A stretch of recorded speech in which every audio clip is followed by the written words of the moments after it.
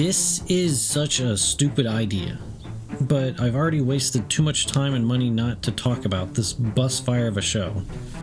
Not that it doesn't have its high points, but there's just so much, and a lot of it kinda sucks.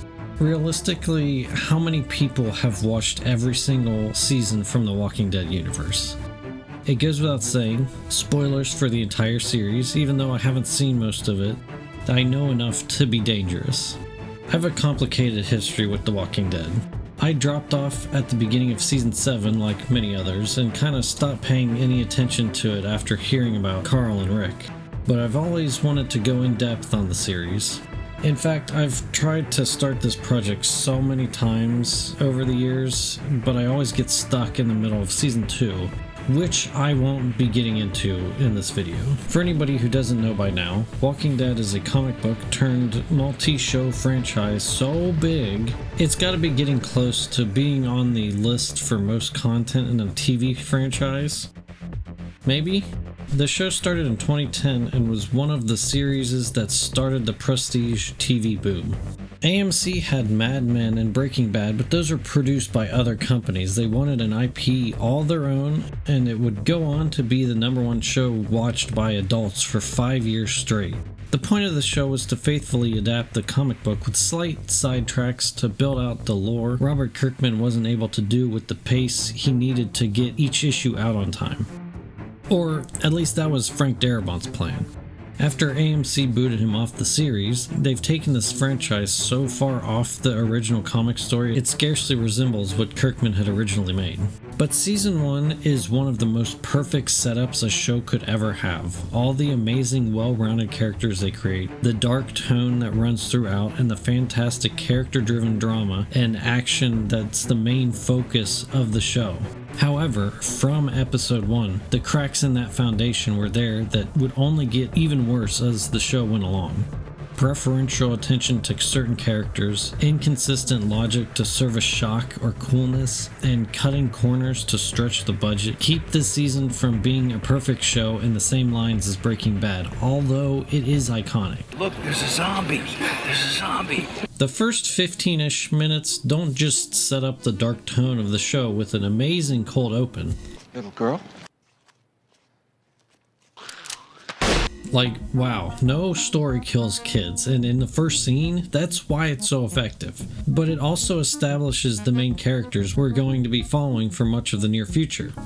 Rick being the do-good, all-around good guy, Shane is kind of a jerk, but not a bad guy at heart, and even Lori.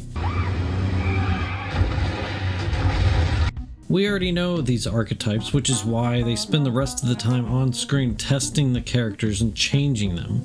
That's great writing. We go straight to a high-speed chase and some awesome action, and the first of a bunch of gross CG blood, but I'll get to that later. And Rick gets shot. He wakes up supposedly nearly 2 months later in a deserted hospital. Somebody's been sneaking in and trimming his beard. After wandering the hospital a bit, he figures out something bad may have happened.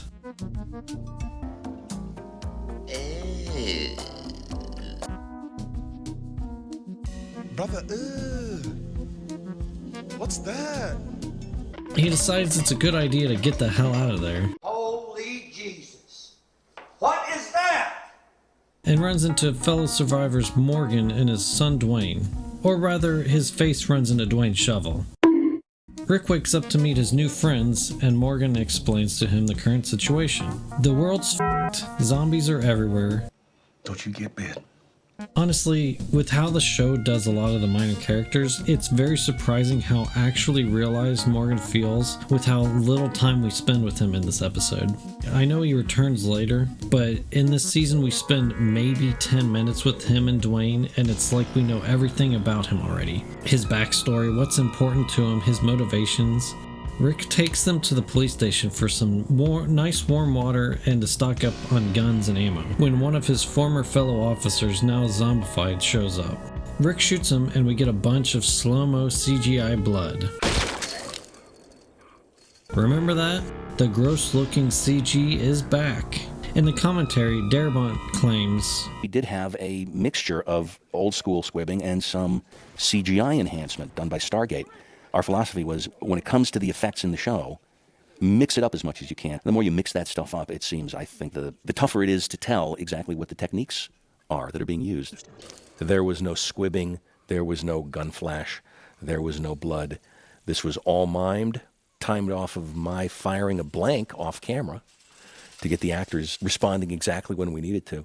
The rest was all done by computer enhancement, and I defy anybody to spot that. But I don't know if I buy that. It seems more likely that this is some of that budget-saving corner cutting I mentioned earlier. Unfortunately, it looks almost as bad as the CGI blood from Spider-Man, and this only gets worse. Morgan makes up a BS excuse about being a rusty shot to not join Rick in heading to Atlanta, which doesn't make any sense. If you were rusty, you'd want to stay with Rick, the guy who's a police officer and is good at shooting. You could have come up with something better. What's important is that him and Dwayne are here because his wife got bit and turned, and he doesn't want to leave till he can build up the courage to put an end to her. Remember that. It'll come up later. But Rick heads towards Atlanta. Dwayne and Morgan suggested his family would be there with a giant refugee camp and the CDC. At a survivor camp at a quarry on the outskirts of Atlanta, Shane is there along with Lori and Carl. Everyone's safe! Yay! After hearing a weak radio signal from someone, Lori wants to sprint off on her own to put up signs to warn people away from the city. Then, when Shane talks her down from it, she has the audacity to say, "Just wait, we're gonna keep seeing how great a mom she is." Also, it's crazy that Lori and Shane are together so soon after Rick supposedly died. But Rick, after finding a horse because his car It ain't got no gas in it. rides into Atlanta and immediately gets jumped by zombies. He crawls under a tank that magically creates a door underneath it that wasn't there before and takes refuge. The episode ends with someone radioing him. How does Glenn have the radio frequency to this specific tank? And the tank being surrounded by... Ew! Some more corner cutting here with some zombies from Resident Evil 1 filling the streets. It looks so bad, especially on Blu-ray. Then they follow that up with this absolutely gorgeous sweeping shot to start the next episode. Lori dumps Carl immediately to go quote-unquote mushroom picking. So nobody questions why Lori is going off right after Amy got back from doing the same thing. Nobody in 2 months has noticed how Lori and Shane are just conveniently away from camp at the same time, because they're definitely making eyes at each other while they're there. This whole episode has some rough dialogue that was made clearly to inform us, the audience, more than to be actual interactions between the characters. Like when Dale says, "And if you see anything, holler. I'll come running." Like, it's been 2 months. Yeah, she knows. Lori goes into the forest to hook up with Shane and are you people actually this stupid? This is a zombie apocalypse. It's been 2 months. Last episode, it was like the most important thing that nobody goes anywhere alone, and you walk into the forest with no protection at all. And then Shane sneaks up on her and surprises her shouldn't the automatic reflex now be to strike back? How has nobody died here yet? Back to Rick, the mysterious voice on the radio is Glenn, and he guides Rick out of the tank and to him, where he then introduces Rick to the rest of the scavenger group. This episode is where we start seeing the characters who matter and who don't really. Rick, he super matters. Glenn, Andrea, maybe even Merle, they don't matter now really, but they will later. Morales, Jackie, and T-Dog? Not so much. A lot of the minor characters just get one trait or are cardboard cutouts of a character because what they're really there for is to be a plot device. And sometimes you need characters like that you develop further later, but it's kind of lame when you know most of the characters on screen don't really matter, and then they act like them dying is such an emotional event. So the group is stuck in the department store due to Rick shooting and then Merle shooting. Merle does his racist thing, beating up T-Dog, which is kind of cheap, but still an effective way to get us to dislike him. But then it's followed by an awkward, extremely cringe dialogue by Merle trying to get into Andrea's pants if she frees him from the pipe he's handcuffed to. I get you're trying to enforce that he's an all-around scumbag, but we got it with the overt racism. They come up with a genius plan to sneak through the zombies to a construction site to grab a truck and get out by covering themselves in walker guts. Rick hesitates chopping a person up, even a dead one that's a zombie, so he reads out the guy's license info. Like, that wouldn't make it even more hard to chop up the body now that you've humanized them? Rick claims he'll tell his family about Wayne Dunlap. Liar! The plan works until a rainstorm starts, washing off the guts, which doesn't really make sense. Wouldn't that soak them further in? They have to sprint the rest of the way and grab the truck. They're leaving us. He left us. He left us. And also show how easy it is to hotwire a Dodge Challenger. Rick picks up the rest of the group, minus Merle because T-Dog is clumsy and dropped the key down a drain, while Glenn, with the car alarm going off, distracts the zombies. Episode 3 starts out with some of the best acting you'll see on TV, with Michael Rooker putting on a masterclass as Merle, still cuffed to the roof, now having delirium and heat stroke. Lucky for him, T-Dog remembered to chain the door. Oh my god, there's a bang at the door! Rick and the scavenger crew return to the survivor camp, with Glenn still having his car alarm going off, and it's like, did you not think for half a second? The sound was what drew the zombies away from the store, so obviously driving it to where you're living is gonna do the same thing. Foreshadowing. Like, just park it on the highway and walk the rest of the way, or wait for the box truck. It takes like the smallest bit of brain power. We get such a heartwarming reunion with Rick and his family, with even a little great acting by Carl. This is what works about The Walking Dead. The character writing is so good for Rick, in that only 2 episodes we get catharsis when he finds his family. They make us care about Rick, Lori, and Carl. And that look Lori gives Shane. So good and tasty? Later that night, we meet the rest of the survivor camp. Again, we immediately know who matters. Amy, plot device next episode. Dale, moral center of the group, but mostly won't matter till next season. Ed, cardboard cutout of a bad guy. Sophia, next season's plot device. Carol actually has a great arc, but starts off minimal. Even later, Lori and Rick decide to do it, even though they're 5 feet away from Carl, and he literally turned away seconds ago to go to sleep. He won't wake up. How do you know that? Suspicious. In the morning, we get the grand entrance of Daryl, who gets maybe the number 2 spotlight right behind Rick. I wonder if he's important. He's not too happy they left his brother handcuffed to a roof, but Rick, being a good guy, takes Glenn and T-Dog along with Daryl to go back and rescue Merle. And grab the bag of guns. Lori once again suddenly remembers she has a child and gets pissed that Shane took him frog hunting. You are the one that told me that he died. And this is what good interpersonal drama is about. It's not just some out-of-character stupid decision or one character not communicating some basic thing. Both have good reasons for feeling the way they do, and both views are shown to us, Lori in this episode and Shane's in episode 6. Both sides make sense. So Lori tells Shane to stay away from her family, and that causes Shane to lose it. He beats the crap out of Ed, who was harassing the women washing clothes and assaulting his wife. Deserved, in my opinion, even though Andrea, Amy, and Jackie look at Shane like what he did was uncalled for. It's also mentioned that like the whole camp knew about this abuse and was just like alright with it. Bruh. Back in Atlanta, Rick and company reach the roof, but to Daryl's grief, Merle is gone. Only the hand that he cut off remains. And here we get to the problem of having characters you only have there to serve as a plot device and don't actually develop. The whole sister scene at the beginning of episode 4 is to shove a whole bunch of quote-unquote character development, because Amy was one of those characters that didn't matter up until now. But this episode, we need to make you care about her dying, so if we just throw a bunch of backstory and stuff to make it seem like she matters, then her death will matter too. The same thing goes for Jim. I wonder what's gonna happen to him in the next episode.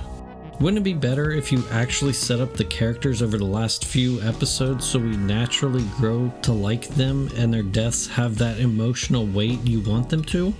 In Atlanta, after a few threats, the group searched for Merle, finding he's cauterized his arm and escaped the building. They decide to grab the guns first now since I'm not strolling the streets of Atlanta with just my good intentions, okay?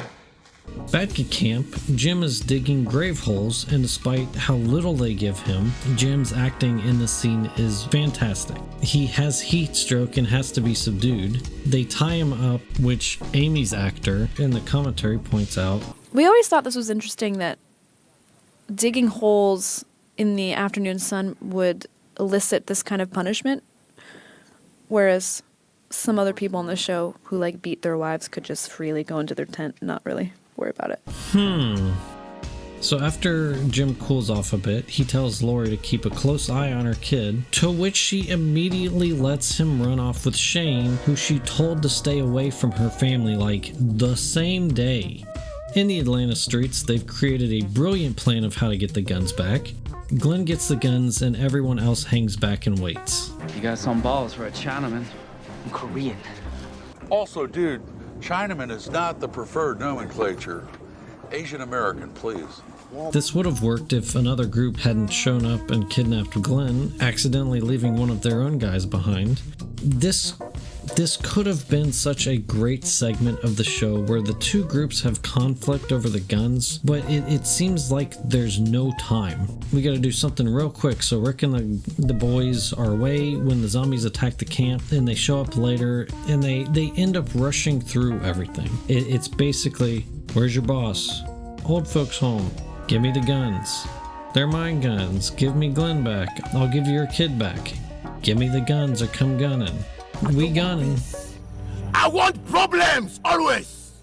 Actually, we're nice guys taking care of our grandparents. Here's Glenn back. Here's some guns. There was a little bit of tension there, but there could have been more. They could have done that over 2 episodes even.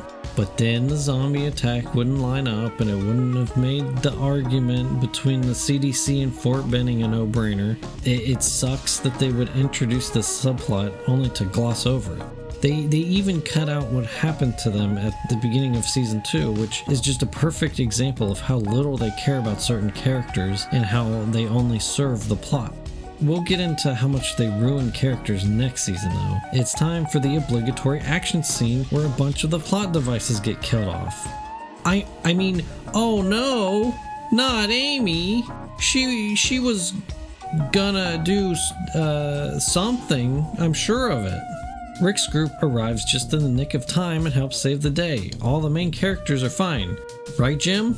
The whole camp attack it's great. It's so great they even use practical blood effects. And the episode ends with Jim remembering his dream, which was why he was digging in the first place, which implies I can see the future! Like, what else could that imply? Wouldn't name my dog Merle. The next episode starts with cleanup from the attack the previous night. We get a fantastic emotional scene from Andrea, although it's kind of stupid. She's putting her face inches away from someone we know is gonna turn, but she's grieving, so I'll forgive it. We get some hints at character growth from Carol. She decided she's tired of being abused by her husband, so she puts a pickaxe through his face, which he was gonna be a zombie anyway, so it needed to be done. It's a little moment that they gave to a minor character, but it would go on to be the start of a really good 14-ish season arc, I think. Also, Jim's bit. Turns out the same type of scumbag to defend a domestic abuser is the same to hide a zombie bite. Daryl wants to kill him immediately, and Dale, for the sake of drama, agrees with him, even though later he will clarify he meant exactly nothing of what Daryl said. Rick and Shane argue about where to go. They obviously can't stay here. Rick says they should go to the CDC. It's where they'd be searching for a cure, and since that's the case, it'd be the last place the army would hold out. Shane says they should head to Fort Benning. It's the military stronghold, and going to the CDC would take them further into Atlanta, which is already overrun by walkers. This argument goes back and forth the whole episode, and it makes for a very great character study of Shane. He claims to himself and others that he's the guy who makes the tough decisions, even when it's dirty. He's the one who will do what needs to be done, what's right. But he shows it multiple times here that when the cards are really on the table, when it's actually decision time, he can't actually pull the trigger, literally. We see this with him and Rick going on patrol. Rick goes off to check out a noise, and Shane gets him in his sights, ready to shoot, but he can't. Then gets caught by Dale. Jesus. Then folds immediately and agrees to Rick's plan, being against going to the CDC the whole episode, trying to worm into Rick's ear that nobody else wants to too. This builds into the next season. The most powerful example happens in the mid-season finale. Every time Rick shows Shane and everyone else that he's the person Shane professes to be, and Shane hates himself and Rick for it. And this is great character writing, when the showrunners decide the character matters. Compare this to Morales, who not even the characters can be bothered when him and his family decide not to go to the CDC with the rest of the group. They get a revolver, a box of ammo, like 50 bullets, and a see you in season 8 loser after your family's dead. The group has to road trip to the CDC, but have to stop halfway. Jim isn't gonna make it. Dale is like, hey, that's what I was saying before, we should ask what he wants. I said we put a pickaxe in his head, and the dead girls and be done with it. That what you'd want? If it were you? Yeah, and I'd thank you while you did it. I hate to say it, I never thought I would, but maybe Daryl's right.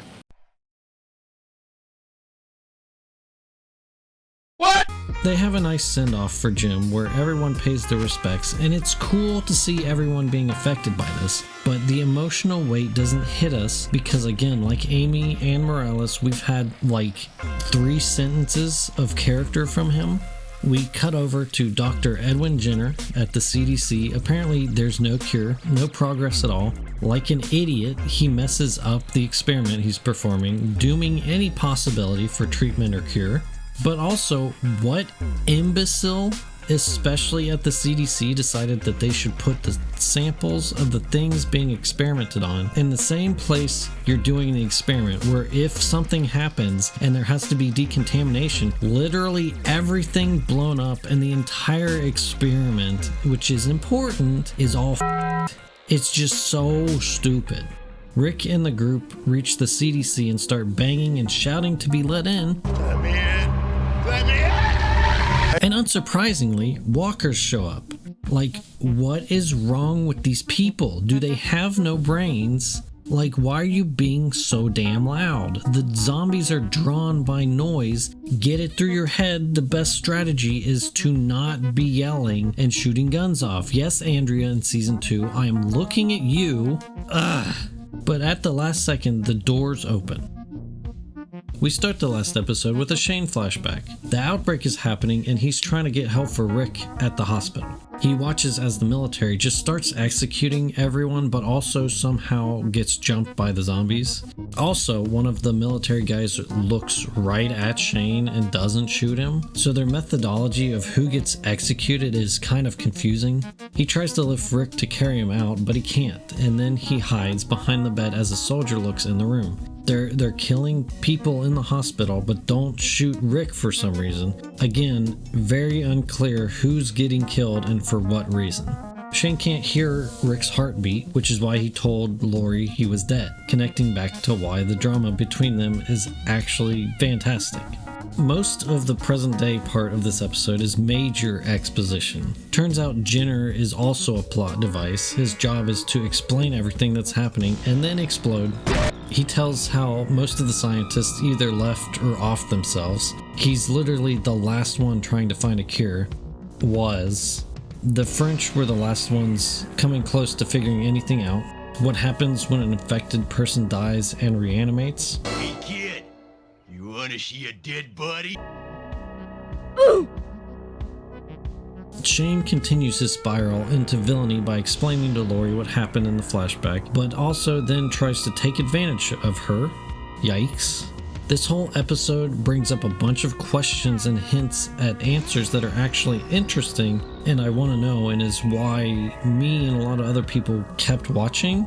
But as far as I know, they still, to this day, over 15 years later, have not really answered much, and what they have has been drip-fed so slowly it's kind of lost the intrigue. As of this episode, the scientists have no real answers, and now the power is running out.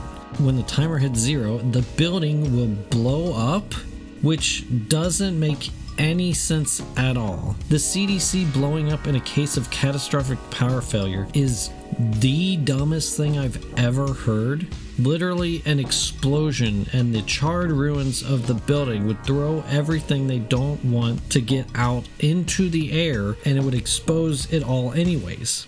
It'd be much smarter to just lock down the scary parts that have the diseases and stuff permanently, or at least until power is restored. And everything is dependent on the building running out of fuel. Like, literally, you have a group now. Have people go get gas and refill the generators. Jackie wants to stay behind. Why not keep the operation going for a little bit longer and have her be a part of it, since everyone's already infected? Spoilers for season 2. They could work on curing the pre-zombification disease, especially if she's gonna end it anyways. Experiment saved. But Jenner is determined to go up with the CDC and locks everyone in the control room with him. But he opens the door after Rick gives a speech about letting them have the chance to live their own way.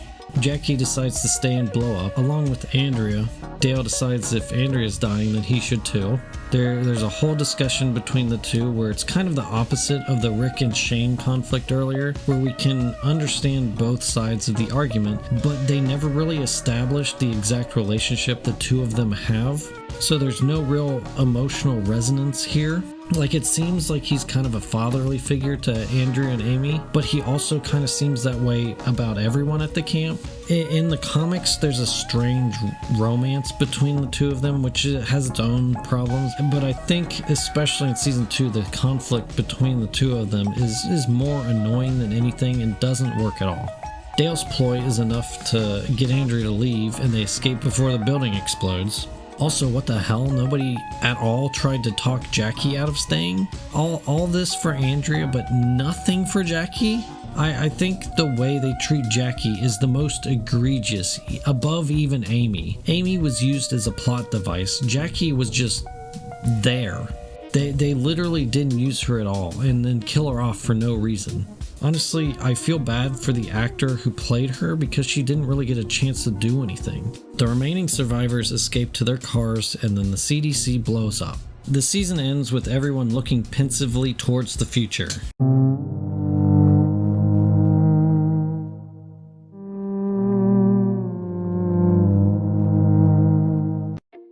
Frank Darabont built the team for this first season.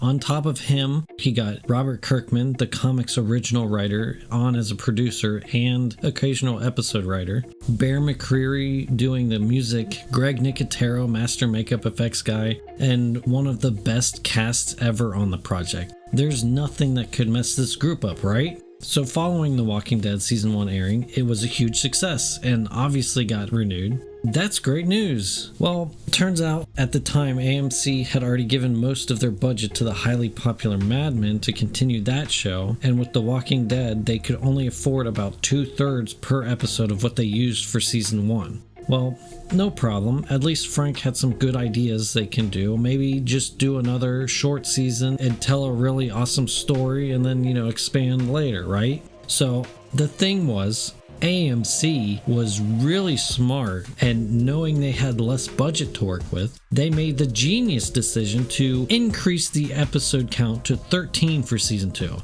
They were already stretching the budget as thin as possible. Obviously, Darabont had issues with this, and they fired him for it. Yep, that's right. These geniuses were like, oh, that guy? Frank Darabont? Multi-Oscar nominated director?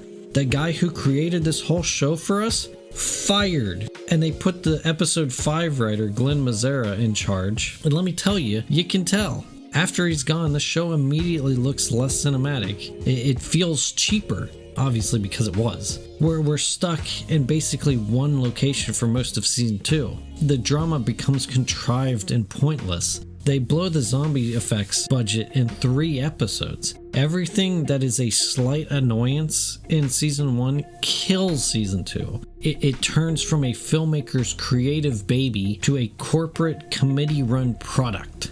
Honestly, all 6 episodes have really amazing moments that hit, but the hints are there. This wasn't a masterpiece ruined later after it was taken from the creator. The fall was set up from the start. I think a lot of what worked for me is the stuff that sticks closer to the source material and builds on it. I absolutely agree with Darabont and Kirkman's sentiment when they're wanting to use the show to expand on ideas, story threads, and characters that they kind of had to gloss over in the comics. Even Sam Witwer's interview sounds extremely interesting from what they had planned. Look, I think it'd be really cool to tell a prequel story about how Atlanta fell, do Black Hawk Down, go through zombies, and have a few of the main characters pass through. But it's like a Twilight Zone episode, the lead will be you. But it has to do it in a way that doesn't feel jarring and sidetracky from the main story. Despite the story slowing down a tad in the second half, I still think that this is a legendary season of TV, even though it's only 6 episodes. Looking at it apart from the rest of this franchise, season 1 is an easy 8 out of 10. The pilot Days Gone By still stands as one of the best episodes ever made.